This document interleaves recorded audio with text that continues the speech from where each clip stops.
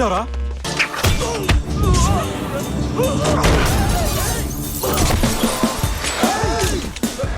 ఇలా slow focus.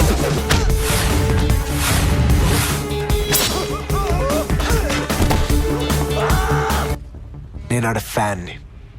ఆడెప్పుడు టాప్లోనే ఉండాలి. Thank you. మనిషి ప్రాణం అంటే లెక్క లేదరా నీకు. We will sit and talk. నీకు నమస్కారం. ఇష్టం వచ్చినట్టు చేసుకో. ఏమిటి మనం మాట్లాడుకుందాం అనుకున్నాగా ఇతను కలుస్తావేంటి? అసలు నాకు గన్ను కూడా అలవాట్లేదు.